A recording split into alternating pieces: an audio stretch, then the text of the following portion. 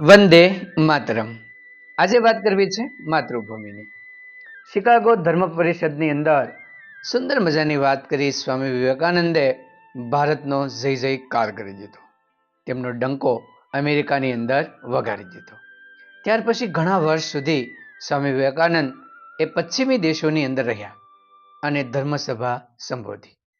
ત્યારે પણ તેમનો જીવ તો ભારતમાં જ હતો. તેમને પોતાની નજર સામે ભારતના એ લોકો હંમેશા તરતા હતા અને એક ગરીબ પ્રજા માટે તેઓ કહેતા કે 50 વર્ષ સુધી બધા લોકોએ પોતાના દેવી દેવતાઓ ભૂલી જવા જોઈએ અને આ જનતા જનાર્દનને પોતાના દેવી દેવતા માની તેમનો વિકાસ કરવો જોઈએ.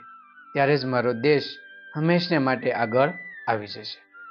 કેટલાય વર્ષો સુધી સ્વામી ત્યાં રહ્યા.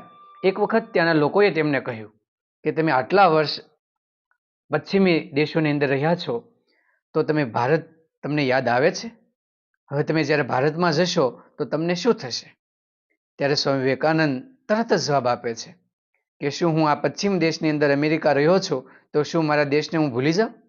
મારો દેશ મારા માટે સ્વર્ગ છે. તેમની ખુલ્લી હવા, તેમનું વાતાવરણ સ્વર્ગથી કંઈ કમ નથી.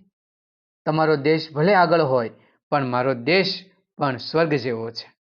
અને સ્વામી વિવેકાનંદનું કામ પૂર્ણ થયું ત્યારે ભારત જવા માટે ખૂબ ઉતાવળ કરી હતી અને જહાજમાં બેસી અને નીકળ્યા. કોલંબોથી જ્યારે તે ભારત તરફ આવી રહ્યા હતા ત્યારે તેમનું ધ્યાન સતત ભારતની ભૂમિ જલ્દી આવે તેના તરફ હતું. કેટલાય દિવસ સુધી સ્વામી વિવેકાનંદ ભારતની ભૂમિ માટે રાહ જોઈ અને ફરતું ફરતું એ જહાજ જ્યારે ભારતની જમીન પર આવ્યું અને તેમની કાંઠો જોયો ત્યારે એકદમ આનંદમાં આવી ગયા. જહાજ જેવું કિનારા પર આવ્યું એટલે કૂદકો મારી અને જમીન પર ઉતરી ગયા અને જેમ નાનું બાળક પોતાની માના ખોળામાં આલોટે ને એમ સ્વામી વિવેકાનંદ એ માટીની અંદર આલોટવા લાગ્યા. ત્યાં જોવા આવેલા તમામ લોકો સ્વામી વિવેકાનંદને જોતા જ રહી ગયા.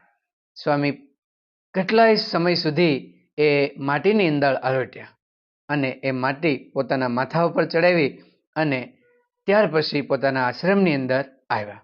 આમ માતૃભૂમિનો પ્રેમ સ્વામી વિવેકાનંદ પર પણ ખૂબ હતો.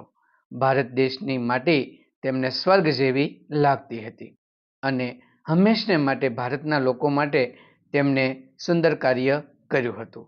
ભારતને આગળ લાવવા માટે તેમણે પોતાના આશ્રમની અંદર પણ અલગ અલગ પ્રવૃત્તિઓ કરી દેશના વિકાસ માટેની સુંદર કામ કર્યા હતા.